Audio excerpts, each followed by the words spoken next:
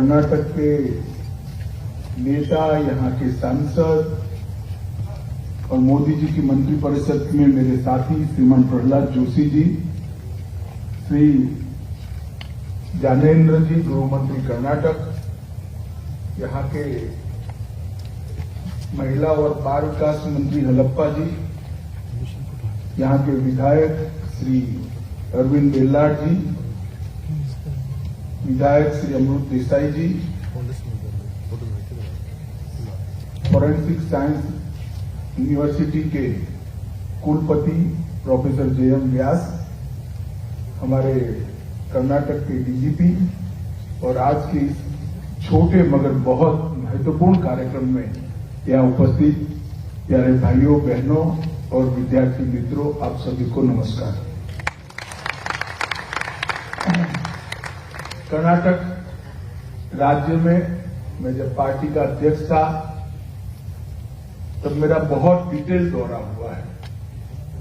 हर जिला एक प्रकार से सांस्कृतिक रूप से न केवल कर्नाटक, पूरे भारत की धरोहर है।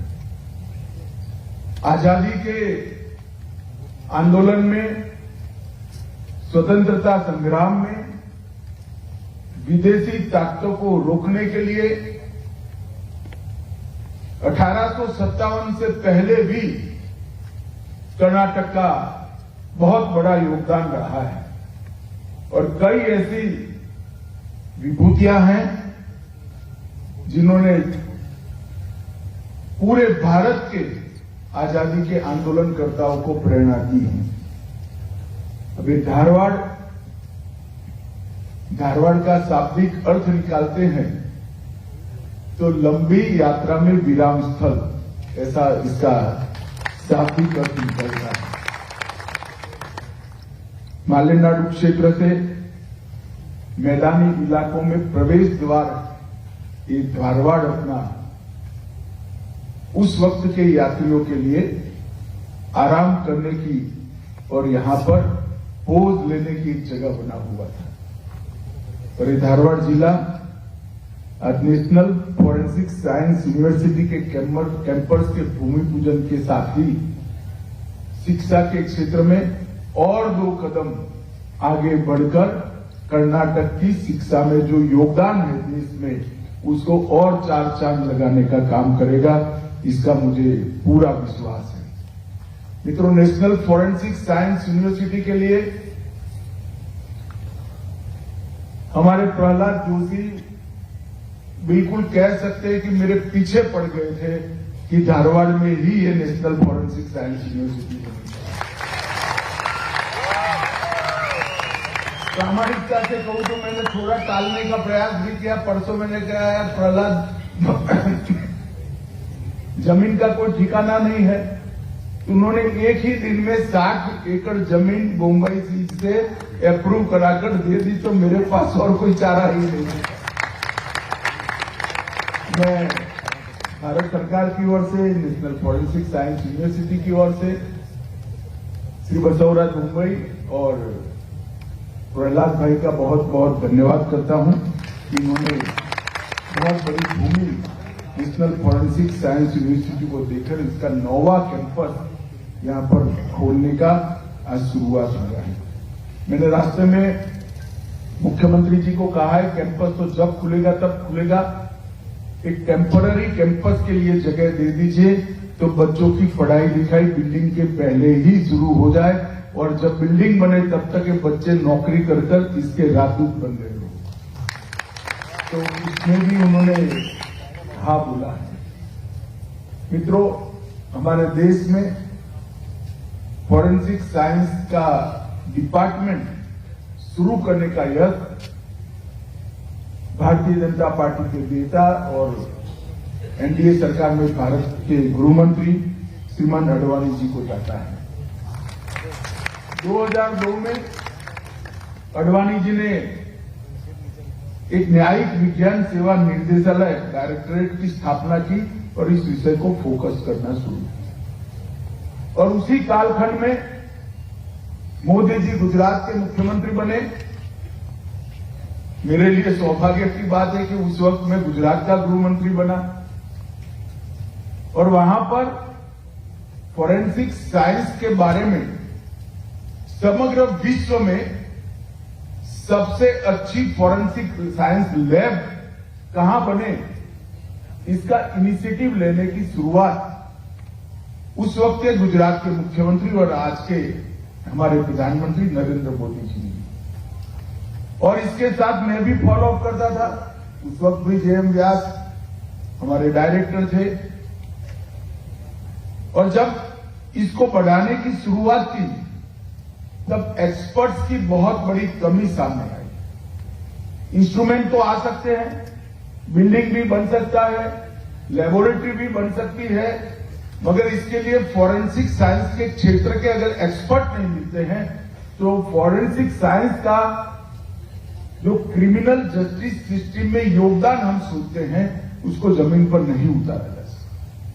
तब मोदी जी ने निर्णय किया कि गुजरात के अंदर गुजरात फॉरेंसिक साइंस यूनिवर्सिटी बनाई जाए, जो बच्चों को 12th के बाद ही सीधा फॉरेंसिक साइंस के क्षेत्र में पढ़ाई लिखाई की व्यवस्था करे, बीएससी, एमएससी, डॉक्टरेट और बाद में रिसर्च की सारी सुविधा फॉरेंसिक साइंस के हर क्षेत्र के अंदर हो। यूनिवर्सिटी बनी, परिणाम बहुत अच्छे आए।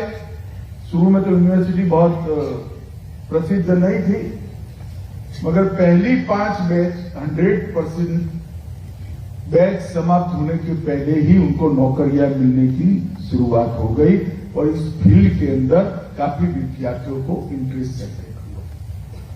अब विज्ञान के विद्यार्थी हो, बीएससी करो, एमएससी करो और बाद में फॉरेंसिक साइंस की ट्रेनिंग लो और 12th के बाद सीधा फॉरेंसिक साइंस के ही विद्यार्थी बनो।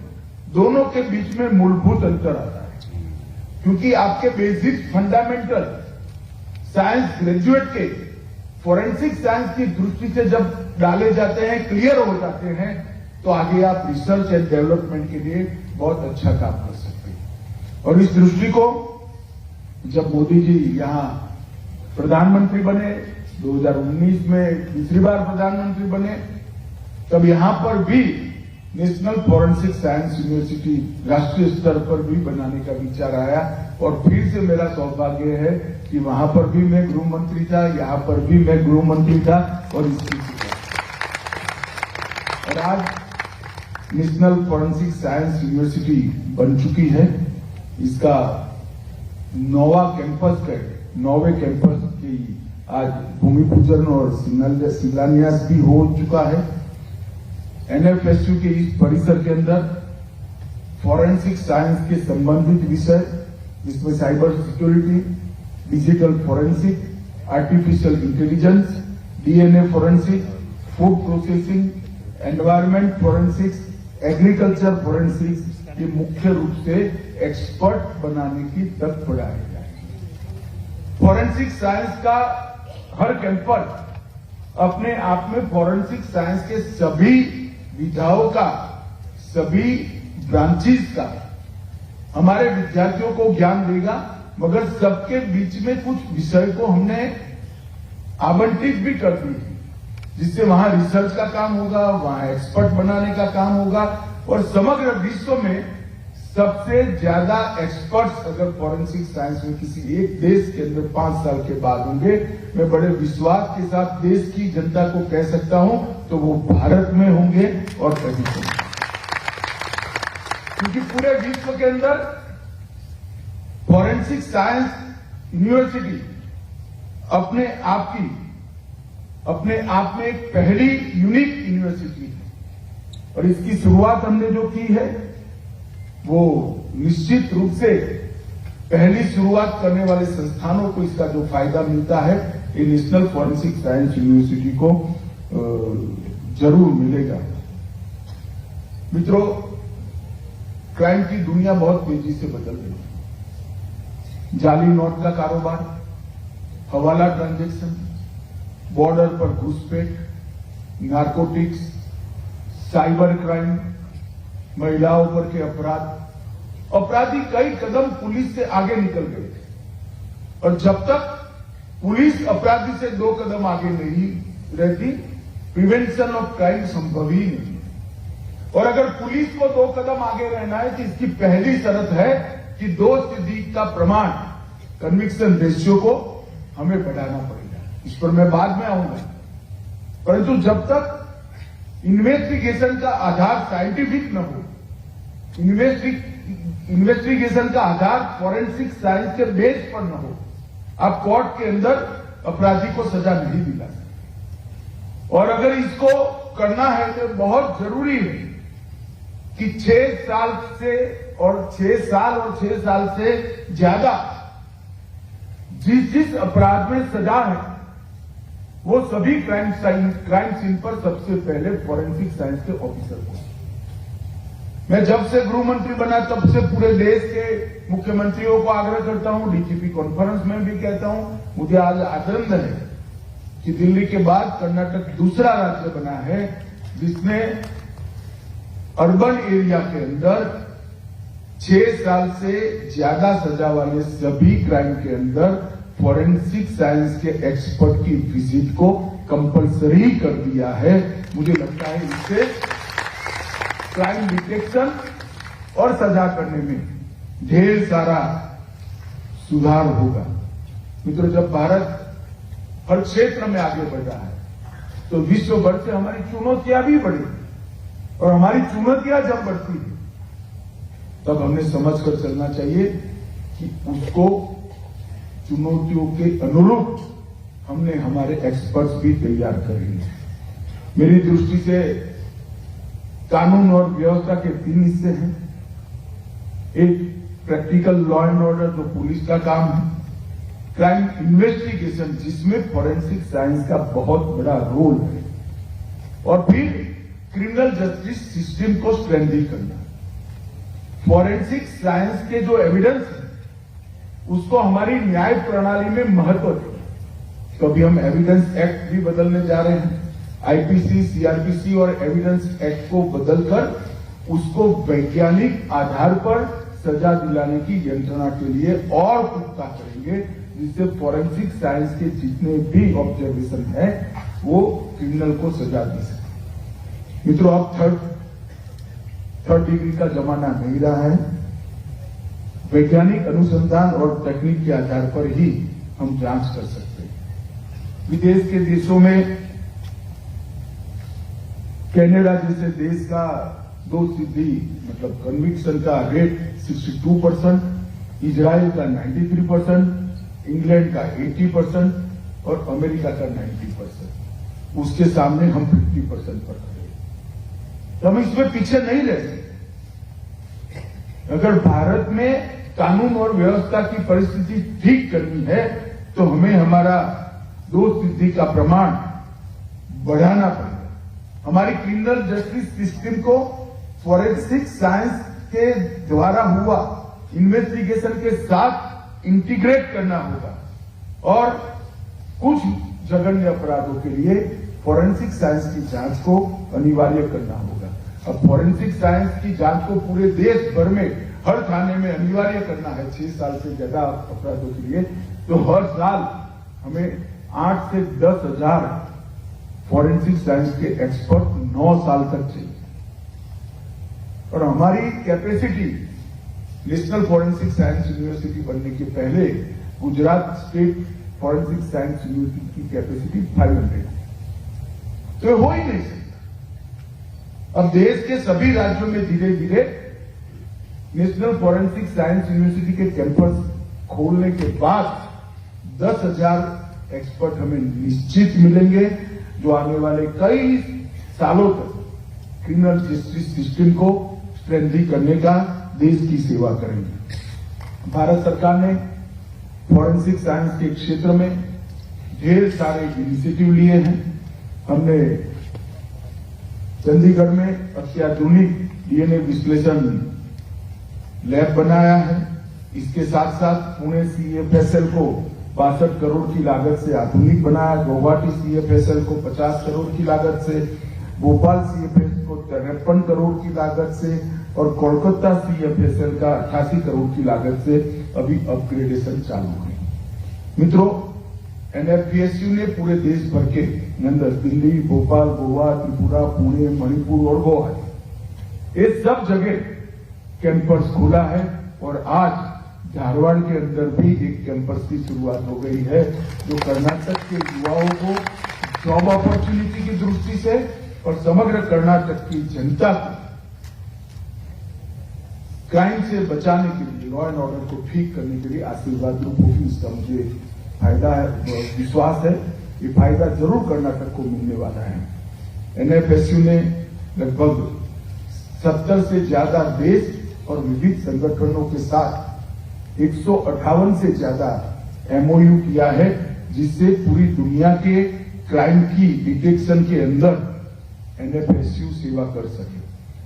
तो फॉरेंसिक साइंस की यूनिवर्सिटी बनी है, वो केवल बच्चों को पढ़ाने का काम नहीं करती, ट्रेन मैन पावर खड़ा करने का काम नहीं करती, फॉरेंसिक इंफ्रास्ट्रक्चर को मजबूत करने के लिए भी देश भर को वो असिस्ट करती है। जैसे अभी मैंने 5 मोबाइल वैन देखे तो कर्नाटक पुलिस ने फॉरेंसिक साइंस लेबोरेटरी के साथ चर्चा कर वो उसको बनाए और एक ट्रेन मैन पावर का निर्माण करती और टेक्नोलॉजी के उपयोग को इन्वेस्टिगेशन में बढ़ाती है और रिसर्च और डेवलपमेंट के माध्यम से फॉरेंसिक साइंस के क्षेत्र में भारत को दुनिया में सर्वप्रथम लाने के लिए भी एनएफएसयू काम कर रहा है। मित्रों, हमने अभी एक नफीस कर ऐप सार्वजनिक किया है जिससे लगभग 1.5 करोड़ फिंगरप्रिंट के डेटा है। सिर्फ सार्वजनिक करने के 3 महीने के अंदर 10,000 केस, जिसमें एक 22 साल पुराना था, 10,000 केस को तत्काल समाधान हुआ है।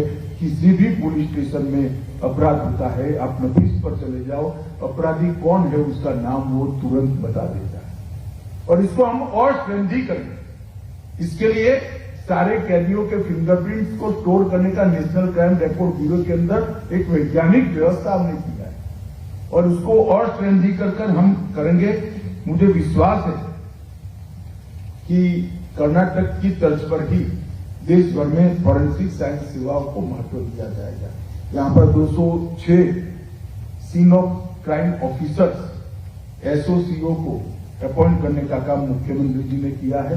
मुख्यमंत्री जी और डायरेक्टर जनरल ऑफ पुलिस को मैं बहुत बहुत बधाई देता हूं क्योंकि ये इनिशिएटिव जो है आने वाले दिनों में कर्नाटक के लॉ एंड ऑर्डर को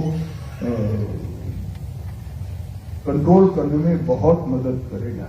मित्रों, एनएफएसयू एक वन्य जीवन फॉरेंसिक उत्कृष्टता केंद्र भी कर्नाटक बेंगलुरु में बना रहा है जिसको एनएसएफयू भी आसिस्ट करना है। मित्रों, आज मैं इतना ही कहना चाहता हूं कि इस क्षेत्र के अंदर भी भारत दुनिया में सर्वप्रथम हो, वो मोदी जी का लक्ष्य है। आज जब ये नया कैंपस शुरू हो रहा है तब फॉरेंसिक साइंस इन्वेस्टिगेशन में के प्रयोग में भारत में श्री हेमचंद्र बोस और अजीजुल हक ये दोनों ने सबसे पहली शुरुआत की थी और 1897 में भारत में एक फिंगरप्रिंट ब्यूरो की स्थापना हुई। मैं दोनों महानुभावों को याद कर उनको श्रद्धांजलि देता हूं और मुझे विश्वास है धारवाड़ में जो यूनिवर्सिटी शुरू हो रही है वो धारवाड़ और समग्र उत्तर कर्नाटक के युवाओं के लिए बहुत बड़ी जॉब अपॉर्चुनिटी के द्वार तो खोलेगी ही खोलेगी, मगर समग्र कर्नाटक के लॉ एंड ऑर्डर को संभालने में हमें मदद मिलेगी। मैं फिर से एक बार अंत में विशेषकर प्रहलाद जोशी और हमारे मुख्यमंत्री बसवराज बोम्मई जी को भूमि देने के लिए और सभी सहयोग देने के लिए बहुत बहुत धन्यवाद कर मेरी बात समाप्त करता हूं। वंदे मातरम, भारत माता।